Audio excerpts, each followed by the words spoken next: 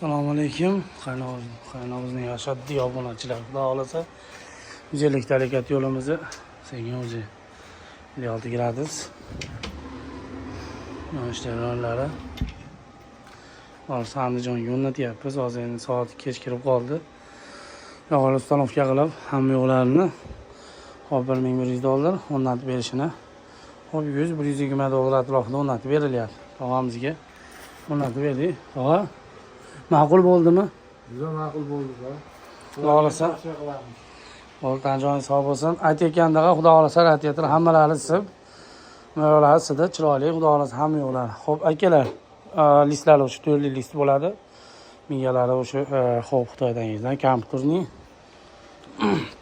motor sohalari, platalari chiroyli bo'lib ishlab turibdi. Xudo xolasa bezapasliklarigacha qo'yib, motorlarigacha ishlatib, chiroyli qilib, ustanovka qilib, hozir akamizning xonadonlarini o'g'illari.